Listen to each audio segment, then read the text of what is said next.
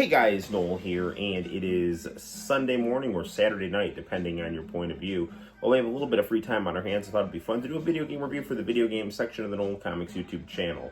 Recently, we've been playing a lot of Charles Barkley Shut Up and Jam Gaiden on the live streams, and without further ado, we are going to be reviewing Charles Barkley Shut Up and Jam Gaiden on the YouTube channel. Let me talk a little bit about the background of this game before we get into the review, because it's, I think, worth talking about. So if you're like me, you grew up in the 1990s and are a guy, okay, good times. And if you were a guy growing up in the 1990s, one of the pop culture phenomenon you were exposed to was NBA basketball, spearheaded by Michael Jordan, but also other players with huge personalities like Charles Barkley, Larry Bird, Shaquille O'Neal, Magic Johnson, just to name a few.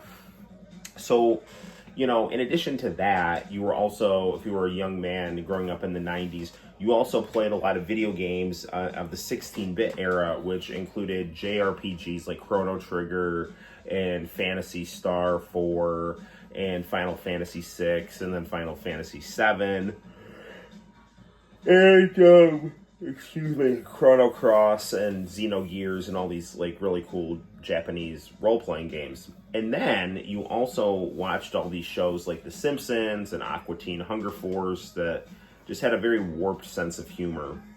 So what ended up happening is there were some nerds who knew how to make video games and decided to combine all of these things into one action-packed indie computer game that came out in 2006, Charles Barkley Shut Up and Jam Gaiden, the dark post-apocalyptic sequel to both Space Jam and Charles Barkley Shut Up and Jam.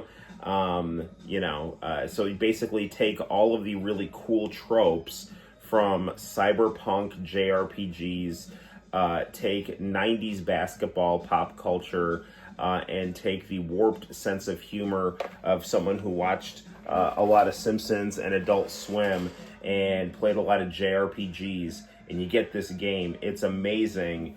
It kind of reminds me of Radical Dreamers, the dark sequel to Chrono Trigger, considering how happy Space Jam, was, and then Radical Dreamers was kind of dark. It was very dark. It really contrasted Chrono Trigger. This game is better than Radical Dreamers. This is one of the best RPGs, honestly. This is one of the best 2D RPGs I've ever played. It's extremely accessible. It's extremely fun. The story is very engaging and amusing at the same time.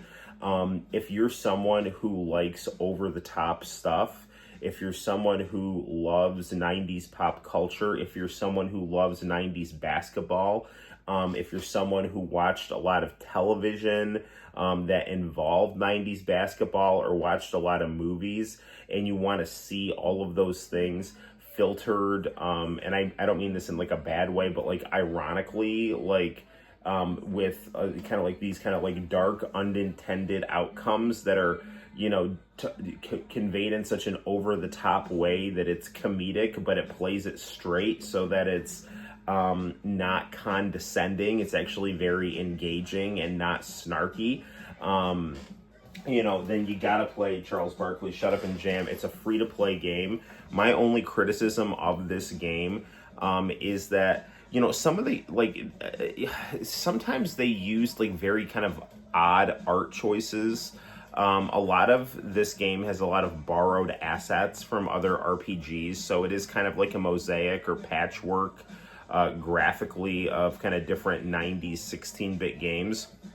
But every once in a while, you'll get some kind of like crudely hand-drawn sprite, and I'm just thinking to myself, why didn't you just take a sprite from another game, or just kind of like a picture that's just a little awkward? And it might be that they're trying to do that, intentionally for some kind of artistic effect, but I thought it was a little distracting. Well, we've talked about 5 minutes introducing this game, so hopefully you haven't turned off the video, but I did want to kind of give a little bit of a background about this game, because it's fantastic. If you want another video that talks about the background of this game and its ill-fated sequel, I'm sure you know it. It's Justin Wang had an amazing video on this, so please check that out. So without further ado, let's get down to some gameplay of Charles Barkley Shut Up and Jam Gaiden on the PC. Here we go. Okay, so here we have it. It is Charles Barkley, Shut Up and Jam Gaiden, and this game has such amazing music. It's literally one of the best soundtracks I've ever heard for a role-playing game.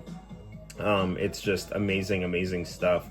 The ability of this game to combine over-the-top comedy with serious, narrative is remarkably impressive. This game is so engaging and so enjoyable, and I have nothing but just lavish praise to dump on this thing. So we're gonna we'll load a file. Actually, no, let's start a new game so I can just kind of show you a little bit about the beginning here. Now, because I beat this game, I have something called Victorian Steampunk mode, but I'm just going to show you the game how it is normally, and then if we have time, I'll show you a little bit of Steampunk mode here. So there we go. So the game I'm about to play is Canon. Okay, so it's just letting us know that this is officially within the continuity of Space Jam and the life of all these basketball players. The year is 2053. Basketball is dead. My name's Charles Barkley. I'm one of the best b-ball stars alive. In 2041, basketball was made illegal, and almost all b-ballers were massacred, and what is now known as the Great B-Ball Purge. I lived, but lost my reason for living. B-ball was gone.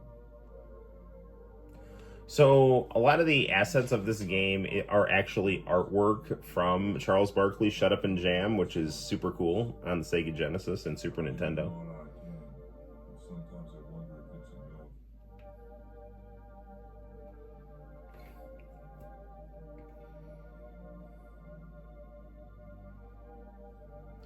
I'm pretty sure Hoops is Skate from Streets of Rage. Okay, this is what I'm talking about. Like, look at this weird basketball player that Hoops turned into. Like, it's very ugly and weird, and it's like very crudely drawn. And then you contrast that to the sprites that Barkley and Balthios have.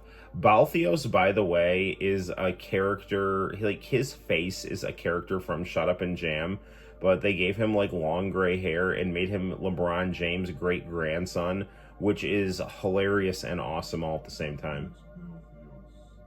You have to be great-grandson of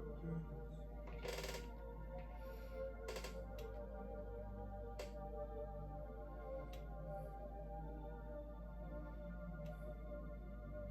James. Charles Barkley has aged well. It's 2041. No, it's in the 2050s, and he still looks good.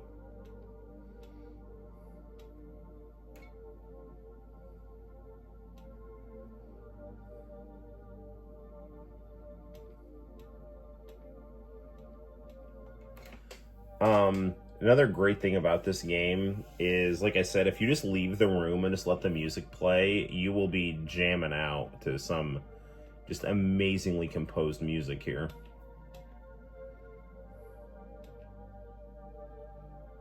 So basically the plot synopsis of this game is Charles Barkley did a dunk that was so powerful it was the equivalent of like a massive nuclear explosion and a bunch of people died. So basketball became outlawed, or there ended up being this violent kind of genocidal purge of basketball players, and only a handful of basketball players survived. Barkley is one of them, and I don't know if the reason he survived despite being responsible for this is because he was just too strong and nobody could kill him. So it is very interesting that the guy responsible for the Holocaust, so to speak, the b-ball knocked, is those are like real terms in the game. Well, Holocaust, I don't know if that's in the game, but yeah. So Jordan, Barkley, and Larry Bird are all still alive. Most of the other players from this time period are all dead. because they were all killed in the Purge. But I guess it makes sense that the three best players were too strong to be killed, so Barkley did what was known as the Chaos Dunk.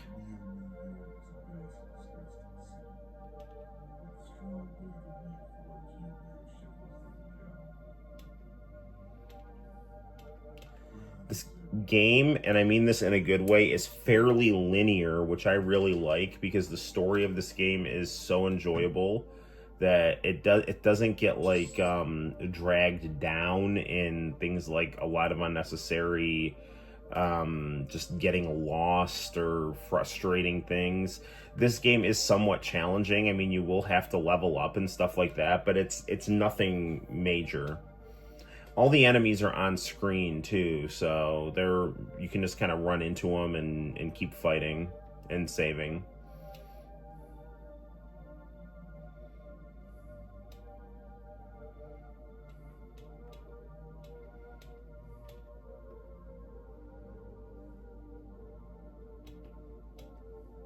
Balthios is a very cool guy. So your party will consist of Barkley, Hoops, his son. So each player on this game has a different fighting system, which is an incredibly interesting fight mechanic. Barkley has kind of like you got to line up your shots in the middle of this kind of ruler type thing. You got to hit this sweet spot in the middle, and for maximum damage. Then you have Balthios, who's got a kind of a more traditional just attack style. You have Hoops, who has a gun that you aim and shoot. And then you're going to get the Cyber Dwarf, who does kind of punch combos, kind of like Tifa. So each player in this kind of turn-based JRPG has their own kind of unique system, and each one of their fighting styles is actually very fun. So the actual grinding itself isn't really tedious because each player has kind of their own kind of tweak in terms of how to fight.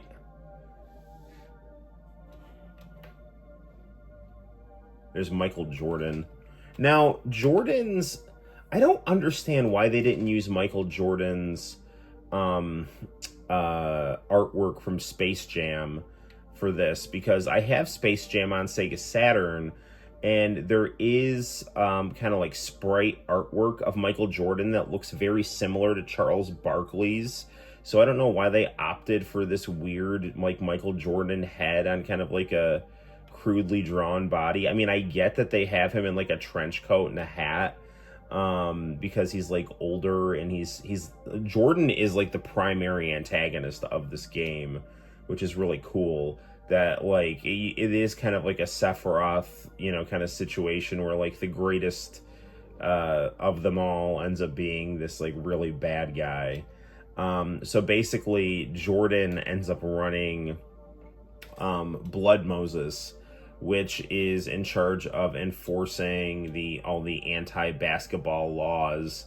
So you have like the greatest basketball player aging with his incredible strength, like denying basketball's existence, and at the same kind of like torturing and antagonizing the guy who sadly was responsible for the act that caused basketball to go away. Now, see, that picture of Barkley is from Shut Up and Jam, so I don't really understand why they just didn't use Michael Jordan's picture like that from Space Jam. I don't know.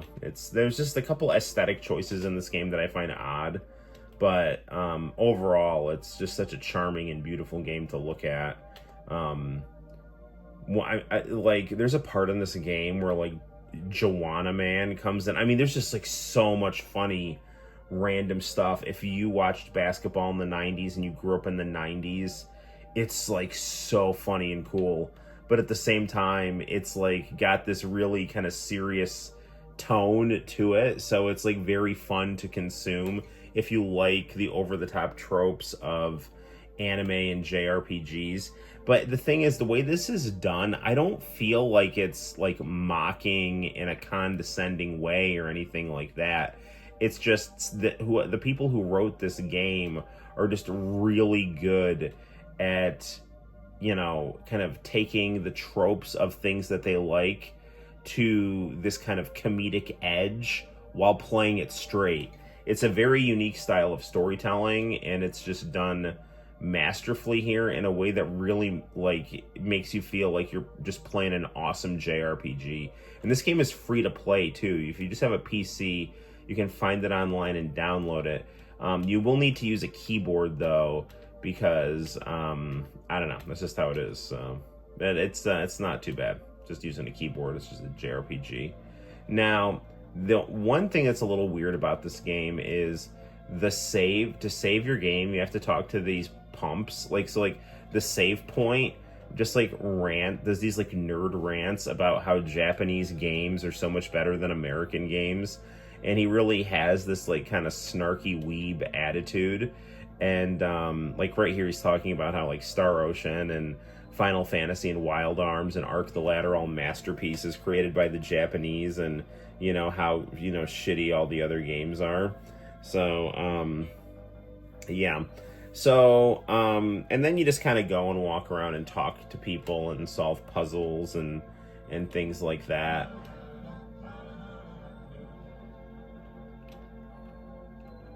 So what I want to do right now is I'm going to show you a little bit later in the game.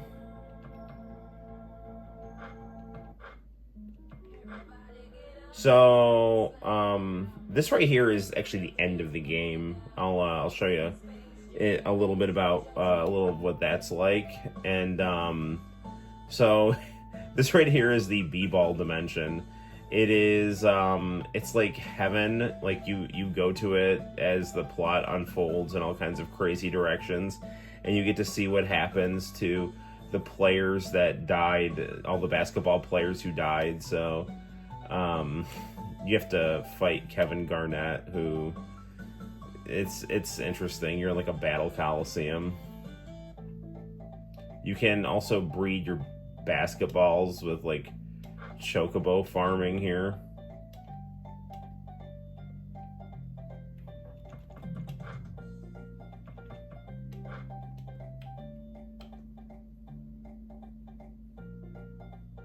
This really has like no purpose here other than just if you like the Tamagotchi as like kind of tropes.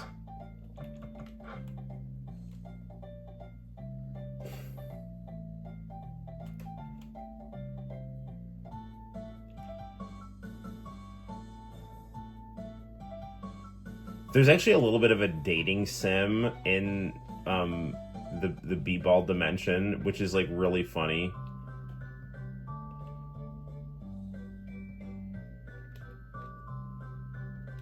Like Cyber Dwarf goes out with this girl from the WNBA, and they have this like incredibly awkward like picture of her, and it's like she's really likable, but the picture is like so bizarre. This whole game is just hilarious and cool simultaneously.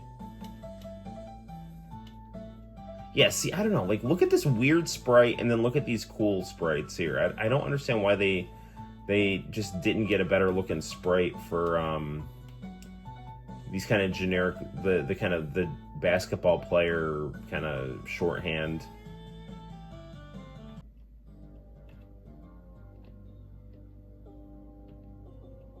So yeah, this is where you go and fight Kevin Garnett. But we already beat him. I love this song in the background here.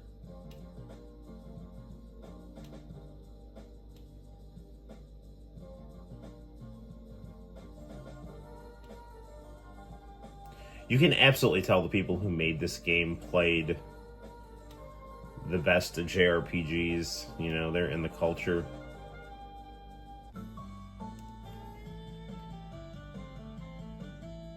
Dick Vitale.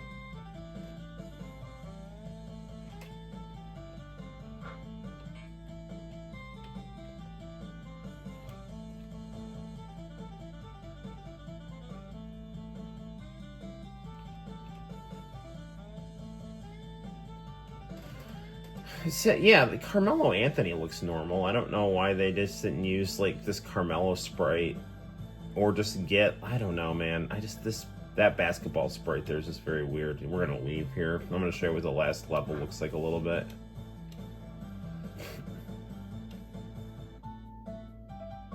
Carmelo Anthony went to Syracuse, right up the highway from us here. It's got like some Final Fantasy VII vibes right here. Going to fight Sephiroth.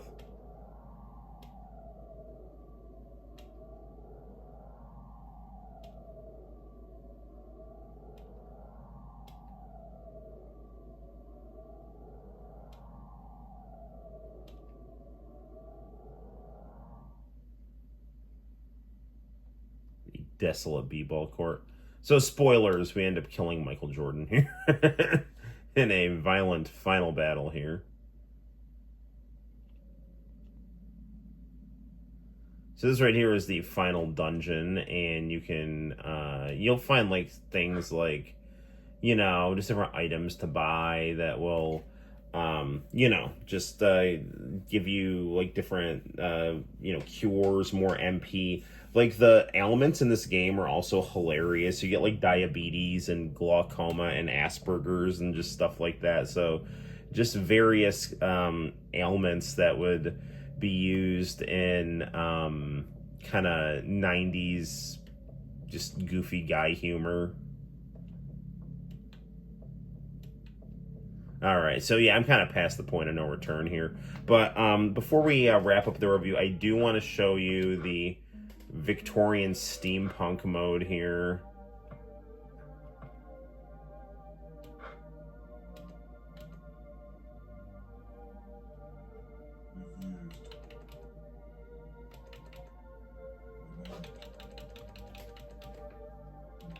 Yes, I'm just skipping through this a little bit here, but so basically the way that Victorian steampunk mode works, it's like the same game, but like the sprites are different, and then the way that they say the names are also different. Like Hoops is called Hooprick, and like Balthios is called Balthane. So, you know, we kind of go for like the Final Fantasy IV, Final Fantasy VI aesthetic rather than the Final Fantasy VII aesthetic. This game actually kind of reminds me of what Final Fantasy VII would kind of be like on the Super Nintendo, minus all the kind of Adult Swim style humor. Like, dude, this game is so funny. You fight like Ghost Dad, like you fight like Bill Cosby and Wilford Brimley, and just all. No, you don't fight Wilford Brimley, he helps you. It's just like, it's so nuts, like all these crazy cultural references of just stuff you loved in the 90s. You know, like I said, finding Joanna Man in an underground city. You go to the B-ball catacombs and like talk to the ghost of LeBron James. I mean, this game is so good. It's so enjoyable. It's like, I'm telling you, if you love 90s basketball, if you love The Simpsons and Aqua Teen Hunger Force, and if you love anime and JRPGs, this is the pinnacle of those things smashed together. It's just one of the most enjoyable role-playing games you can ever play. And it's really sad that, you know, they tried to make a sequel to this game and tried to make it all like open world, and it was so complex that, you know, they couldn't complete the game. And I don't know why they'd want to do that, because this is such a story-driven game, and the story and the characterizations and everything about the world is so entertaining. So I don't know why they'd want to drift away from that, other than just to try something new. But, you know, this game is just amazing. So I don't really know, you know, what else to say other than you need to play this game, because it is just, it's just one of the best RPGs you'll ever play. And it's free. It's a free-to-play indie downloadable game you can find just by doing a Google search. It's Charles Barkley's Shut Up and Jam Gaiden, a game that I cannot recommend enough. On a scale of 1 to 10, I give this game a 3 million. It's just that good. So, and honestly, this is such an easy pick-up-and-play game, despite being an RPG. It's about 7 hours. So, you know, it's something that you will be able to, you know, kind of go through quickly without getting, you know, excuse me, distracted with life and things like that, you know. So anyway, yeah, check this game out. I love it, and I'll be playing it some more, even though I've already beaten it. Until next time, guys, my name is Noel. You take care, and make sure that you play some Shut Up and Jam Gaiden, the side story to, and dark sequel to Space Jam and Charles Barkley Shut Up and Jam. You take care. I'll see you later. Bye-bye.